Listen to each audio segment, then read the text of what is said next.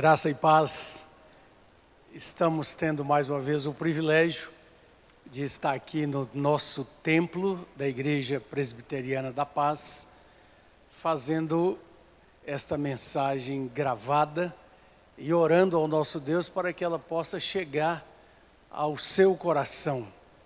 Esse é um tempo em que nós carecemos mais do que nunca da edificação, da consolação, da esperança, da nutrição espiritual que nos vem da eterna palavra, a palavra do nosso Deus. E o Senhor tem nos dado o privilégio de ter o acesso a estes instrumentos tecnológicos, que nos permitem fazer isso. Já tivemos aqui uma das nossas equipes de música, de louvor, de adoração, cantando cânticos preciosos, e isso alegra sobremaneira o nosso coração. Vamos fazer uma breve oração. Nosso Deus, Tu és o dono do nosso coração, da nossa vida. Tu és o dono de todas as coisas, Tu és o Senhor, aquele que diz a eterna palavra, não se cansa e nem se fatiga. Tu és o eterno Senhor da vida, e nós alegramos o nosso coração quando estamos em Tua presença, quando falamos contigo através da oração. Rogamos que esta palavra, Senhor, embora tão limitada, embora jungida, ligada a um vaso humano, vaso de barro, mas é a palavra que o Senhor usa para que ela seja instrumento da Tua graça. E nós rogamos que o Espírito Santo da verdade, aquele que Jesus anunciou aos seus discípulos com a promessa de que Ele nos guiaria a toda a verdade, possa conduzir esta palavra e enchê-la com a graça, a unção poderosa para que ela chegue aos corações. Oramos e agradecemos com alegria em nome de Jesus. Amém. Como estão os seus olhos? Como está a sua maneira de enxergar nos dias que nós estamos vivendo? Tem muita gente descobrindo, paisagens diferentes da janela da sua casa, da janela do seu apartamento, nesses dias de confinamento. Tem muita gente, quem sabe, tendo a oportunidade de olhar com mais cuidado, com mais tempo e com mais reflexão, para, quem sabe, uma planta, um canteiro no jardim, ou olhar para o céu nos dias que nós estamos atravessando. Jesus falou algo muito interessante que Lucas registrou no capítulo 10 do Evangelho de Lucas, verso 34, quando ele disse assim: os olhos são a lâmpada do corpo. Se os teus olhos forem bons, o teu corpo será todo luminoso, mas se os seus olhos forem maus, o seu corpo ficará em trevas. Então ele adverte: cuidado para que a luz que há em ti não sejam trevas. Como é que nós estamos olhando a vida nesse tempo? Nós temos em casa, às vezes, folheado alguns álbuns antigos de fotografias. Quem sabe muitos estão descobrindo isso também, com o tempo livre, mais estendido em casa, e lembrando daquilo que ficou para trás, dos nossos filhos quando eram pequenininhos, quando eram bebezinhos ainda. Quantas vezes a gente olha para um destes álbuns, para estas fotos, e vem uma grande saudade, uma lembrança de um tempo que ficou para trás. Mas como é que nós estamos olhando os dias de hoje? A gente sai pela cidade, como eu saí hoje à tarde para vir até aqui no nosso templo, e a gente vê a cidade vazia, o comércio fechado, toda a agitação parou de uma hora para outra, E uma outra pergunta é: como é que nós estamos olhando o futuro? O que virá depois? Como será o depois desse tempo e desses dias difíceis que nós estamos atravessando? Eu queria compartilhar com você uma palavra sobre esse olhar. Eu queria usar um esboço já bem conhecido, que nos desafia a olhar para 5 direções diferentes. Então eu queria que você aí, para exercitar, não é, a sua mente, para gravar essa mensagem, respondesse, falasse até mesmo em voz alta, onde você estiver me ouvindo.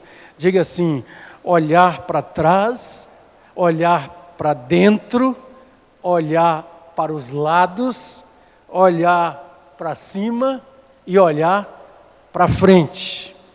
Olhar para trás com gratidão. Diga: olhar para trás com gratidão. Olhar para dentro de nós mesmos, olhar para dentro com humildade. Olhar para os lados com amor. Olhar para cima com louvor. Olhar para frente com esperança. Você decorou? Vamos de novo? Olhar para trás com gratidão, olhar para dentro com humildade, olhar para os lados com amor, olhar para cima com louvor e olhar para frente com esperança. Um pensador cristão disse que o maior teste de caráter é verificado na quantidade e na força da gratidão que nós demonstramos. Gratidão, olhar para trás com gratidão. Jesus disse que nossos olhos precisam ser bons para que o nosso corpo seja luminoso. Quando o povo de Israel estava debaixo do governo espiritual do profeta Samuel, Samuel teve uma grande vitória, está lá em 1 Samuel capítulo 7, os israelitas venceram os inimigos filisteus, e eles então chegaram no lugar, e ali entre Mispa e Sem, Samuel junta os comandantes, os líderes de Israel, e ele então coloca uma pedra ali e dá nome daquele lugar Ebenezer. E a palavra Ebenezer significa, é uma transliteração, né, do hebraico, que significa até aqui nos ajudou o Senhor. Olhar para trás com gratidão é dizer até aqui nos ajudou o Senhor. A nossa gratidão é a um Deus fiel na nossa vida. A nossa gratidão tem que ser expressada sempre por aquilo que Deus já fez. Quando nós estamos na crise, quando nós estamos no chamado olho da tempestade, do furacão, quando nós somos sacudidos por tantas inquietações, nós precisamos lembrar com gratidão do que Deus já fez. Há um hino cantado pela geração dos crentes aqui do Brasil, né? A geração passada que está já aí caminhando com os cabelos embranquecidos, que ele diz assim no seu estribilho, no seu coro, na sua estrofe: conta as bênçãos, dize quantas são, recebidas da divina mão, vem dizê-las todas de uma vez, e verás surpreso o quanto Deus já fez. Oh, querido irmão, querida irmã, gratidão. Mais do que nunca precisamos expressar gratidão. Quem sabe também Deus permite que estejamos dentro de casa agora, nesse tempo, mais intensamente, que possamos nos reunir como família, os filhos, os netos, os parentes, em volta de uma boa comida, em volta de um café da manhã, de frutas preciosas que estão ali, e a gente lembrar de gratidão. Quanta gente come e bebe. O copo de água fresca na hora da sede, a comida cheirosa, temperada, que alguém fez com carinho e não se lembra de gratidão. Jesus era cheio de gratidão. São várias as vezes no Evangelho em que Jesus dá graças. Ele, sendo o próprio Deus que se fez carne, nos ensinando a gratidão. Então, olhar para trás com gratidão. O segundo olhar é olhar para dentro. Olhar para dentro com humildade. Foi Jack McAllister que disse que humildade é pura honestidade. Outro pensador disse que a humildade são os joelhos da alma. Thomas Watson, crente, declarou que o coração humilde é o trono da presença graciosa de Deus. Olhar para dentro com humildade é entender aquilo que a palavra de Deus nos ensina a respeito da nossa transitoriedade, a respeito de como nós somos passageiros, é entender que nós precisamos compreender quem nós somos e quem Deus é, e por isso nos quebrantar diante dele. Tiago, discípulo de Jesus, nos lembra isso de uma forma muito enfática, né? Humilhai-vos, pois, debaixo da poderosa mão de Deus, para que a seu tempo Ele vos exalte. Eu gosto do texto descrito em 1 Crônicas, capítulo 29, quando Davi está já na velhice, já próximo dos dias da sua partida deste mundo, e Davi está preparando o reino para transmitir ao seu filho Salomão. Davi está junto com todos os príncipes de Israel. Ele fez uma chamada ao povo para trazer bens, tesouros, coisas preciosas para preparar a construção do templo, e tem muita coisa. O povo foi generoso, mas Davi está consagrando aquelas coisas, está agradecendo a Deus. E então lá em 1 Crônicas 29, Davi diz assim: porque quem sou eu e quem é o meu povo para que pudéssemos dar voluntariamente essas coisas? Porque, Senhor, tudo vem de Ti mesmo, e é das Tuas mãos que nós te damos. Davi tem humildade para reconhecer a nossa total incapacidade. Davi tem humildade para reconhecer a sua total transitoriedade. Ele diz assim: nós somos estrangeiros diante de Ti.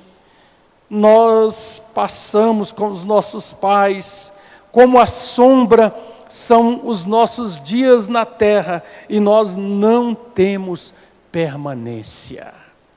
O crente não é alguém que vive uma falsa modéstia, dizendo eu não sou nada, eu não sou capaz. Não, querido, querida, não é isso que essa palavra quer dizer.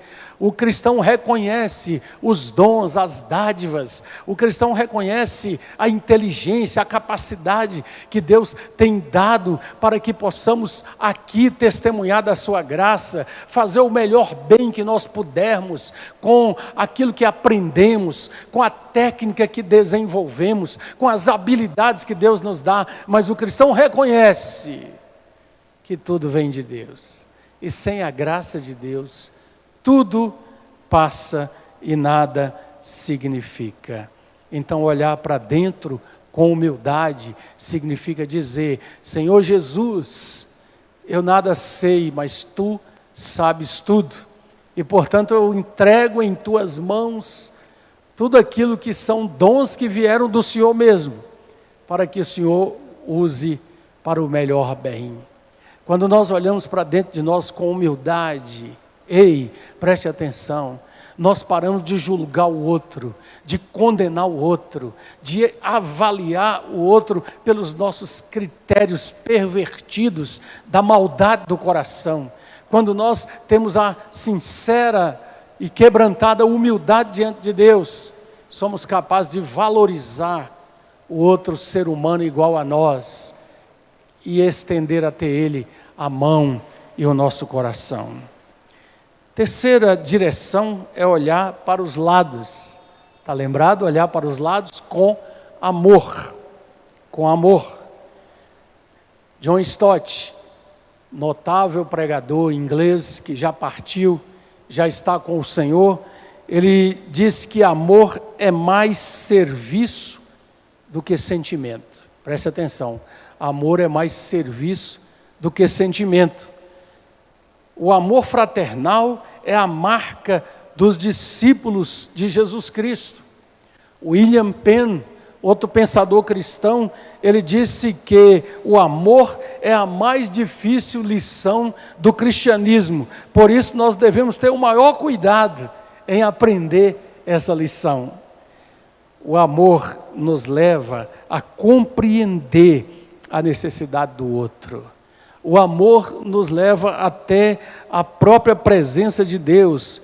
E o apóstolo João é aquele dos apóstolos de Jesus que mais fala e nos ensina e fala a respeito deste amor que nós precisamos evidenciar na nossa vida o tempo todo. Eu queria ler para nós aqui alguns versos de 1 João, capítulo 4, porque vale a pena a gente lembrar dessas declarações maravilhosas que ele nos fala.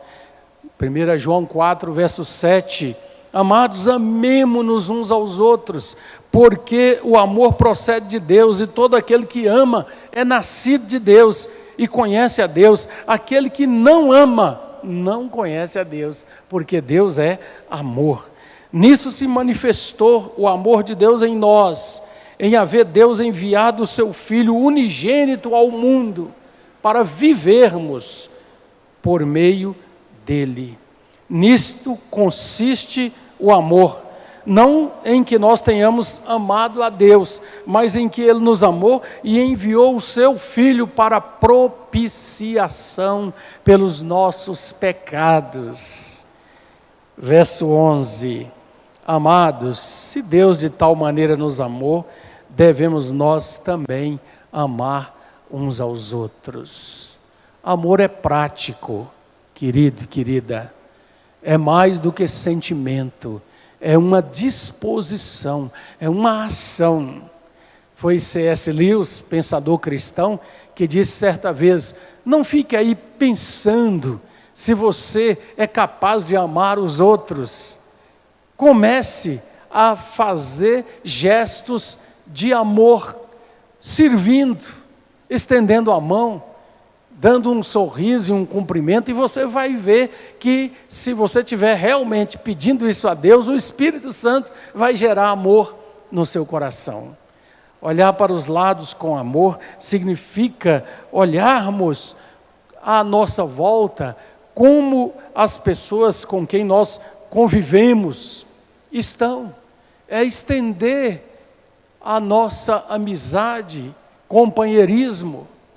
O marido precisa amar a sua esposa, a esposa precisa amar o seu marido, pais precisam amar os filhos e filhos necessitam amar aos pais. Mas como é que é isso?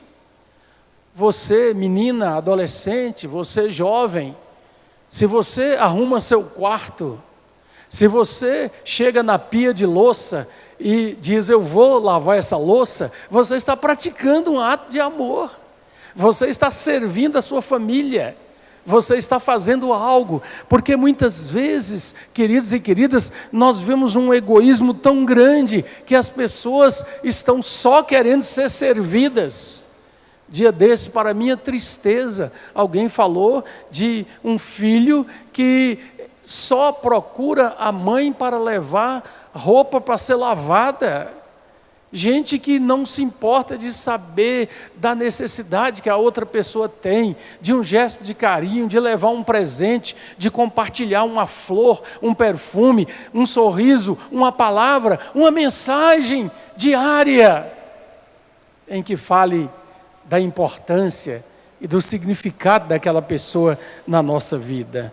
Então nós precisamos olhar para os lados com amor, porque sempre haverá uma oportunidade de servir alguém, sempre haverá uma oportunidade de falar algo que vai ajudar a pessoa, quem sabe, a vencer um complexo, um medo, uma frustração que traz no seu coração.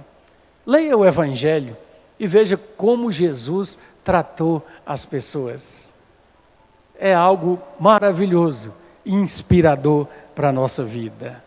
Mas também nós estamos aprendendo aqui que devemos olhar para cima, e olhar para cima com louvor. Com louvor. Dê crédito ilimitado ao nosso Deus. Na oração, disse Thomas Watson, nós agimos como homens. No louvor, nós agimos como anjos. Capítulo 24 do Evangelho de Lucas é uma das últimas aparições de Jesus antes da sua ascensão aos céus, à direita do trono eterno e glorioso de Deus. Ele leva os seus discípulos até Betânia e lá ergue as mãos para os céus e é elevado na presença deles. Mas diz o versículo 45 de Lucas 24 que Deus abriu o entendimento dos seus discípulos para que eles compreendessem as Escrituras. Eles, adorando a Jesus, voltaram para Jerusalém com grande júbilo, e diz o texto que daí para frente, eles estavam sempre reunidos, louvando a Deus, louvando a Deus. Nós louvamos a Deus, e adoramos a Deus por aquilo que Ele é, por aquilo que Ele faz na nossa vida, pela sua glória na vida de todos aqueles que buscam ao Senhor. Nós somos chamados a fazer o que o salmista descobriu e começou a praticar e nos deixou essa herança inspiradora no Salmo 34, quando ele disse assim: bendirei ao Senhor em todo o tempo, o seu louvor estará continuamente nos meus lábios. Ah, querido e querida, o louvor e a adoração fazem algo profundo na nossa vida. O louvor liberta. Nós precisamos, como cristãos, e como aqueles que querem conhecer a Jesus e andar com Jesus, começar a desenvolver a prática do louvor. O louvor é também canções, hinos, cânticos, mas é mais do que isso, é gratidão, é expressão o tempo todo de um reconhecimento e de um crédito a Deus de tudo aquilo que Ele nos dá e que Ele nos faz. Nós comentamos no domingo, na nossa mensagem transmitida pelo Instagram, a respeito, o título da nossa mensagem foi O Respirador do Céu. E nós falamos, sobre essa verdade tão maravilhosa de que nós recebemos o oxigênio que vai até o nível de cada uma das nossas células, e as células respiram e com isso geram energia para a vida, e depois os pulmões também respiram e expiram o gás carbônico, o que é prejudicial para o nosso corpo, e nesse processo Deus está mantendo a vida. E é notório que lá no último versículo, na última frase do livro de Salmos, o maior compêndio de salmos, hinos, louvor, cânticos do povo de Israel, veja lá, abra sua Bíblia, no último Salmo 150, a última frase vai ser essa: todo ser que respira, louve ao Senhor. Aleluia, glória a Deus. Todo ser que respira é como um coro universal de louvor, formiguinhas ali na sua atividade incessante, abelhas procurando néctar e fabricando mel, beija-flor batendo milhares de vezes as suas asinhas, os grandes monstros marinhos, as baleias no oceano, os animais nos campos imensos do mundo, os antílopes nas pradarias africanas, todo ser que respira. Mas antes de tudo e acima de tudo, eu e você, seres humanos, a quem Ele mantém vivos pela sua misericórdia. E lá no Salmo 104 está também declarado assim, quando o salmista vai descrevendo esses animais todos, e depois ele diz assim: se o Senhor dá o alimento, eles o recebem. Se o Senhor corta a respiração, eles morrem. Deixa eu dizer para você, não tem uma vida nesta vasta terra, e eu vou me atrever a dizer mais, nesse vasto universo, que não viva em Deus e dependa de Deus. Por isso Paulo disse isso para os filósofos estoicos e epicuristas lá, está em Atos dos Apóstolos, lá na cidade de Atenas. Ele disse, olha, dele nós recebemos vida, alimento, respiração e tudo mais. Mas olhar para trás com gratidão, olhar para dentro com humildade, olhar para os lados com amor, olhar para cima com louvor, mas finalmente olhar para frente com esperança. Diga, olhar para frente com esperança. Olhar para frente com esperança. Caleb é um líder, um príncipe de Israel, muito precioso. A história de Caleb está lá no livro de Josué, capítulo 14, ele é citado em outros textos também. E Josué está ali distribuindo a terra, e Caleb é alguém que diz para Josué que ele está pronto, mesmo agora com 80 anos, para conquistar a terra, para ir em frente, para explorar novos horizontes, porque ele tinha uma fé inabalável no Senhor. O apóstolo Paulo, aos Romanos 12, versículo 12, diz, alegrai-vos na esperança. Alegrai-vos na esperança. Meus amados, a esperança é algo prático na nossa vida. A esperança cristã não está voltada ou com uma finalidade apenas de obter delícias aqui nesse mundo, mas a esperança cristã é para mudar a nossa vida, é para nos levar mais em frente, é para nos fazer contemplar a obra gloriosa de Deus através da história e esperar em Cristo a consumação de todas as coisas nele e somente nele. O pastor Hernandes Lopes conta uma história. Quando ele pastoreava a primeira igreja presbiteriana de Vitória, sobre um rapaz que o procurou depois do culto e chamou o pastor para um lugar mais à parte, e ele percebeu a urgência que aquele moço tinha, o rosto dele transparecia algo muito especial, e ele disse, pastor, eu estou aqui, eu me chamo, e deu o nome dele, né? Mas eu estou aqui, pastor, porque eu vim aqui nessa noite, nessa igreja, para furtar um carro. Eu tenho alguns esquemas criminosos por aí, e eu precisava de um carro. E eu via muitos carros aqui no estacionamento, eu vim prontinho para furtar um carro. Mas quando eu estava escolhendo o carro, eu ouvi a música, os cânticos da igreja aí reunida, fazendo o culto. E aqueles cânticos tocaram meu coração, e eu parei um pouquinho para ouvir, e depois eu ouvi a palavra.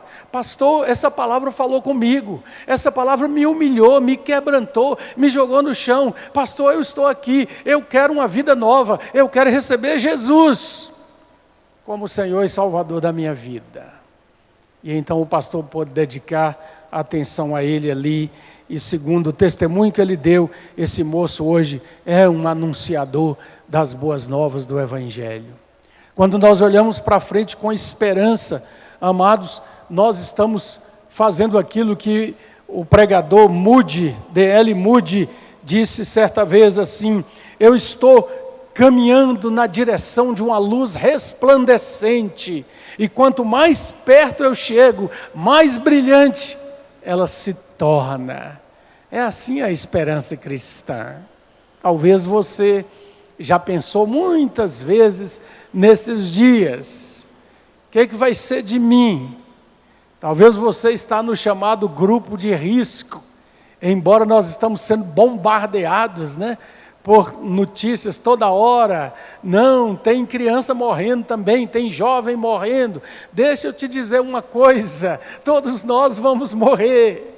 A morte é uma realidade inescapável para o ser humano, a morte física. Mas nós, os que cremos na revelação de Deus, na palavra de Deus, em Cristo, nós sabemos que naquele homem crucificado na cruz do Calvário, Deus decretou a morte da morte, e por isso Ele ressuscitou, está vivo, é o Senhor.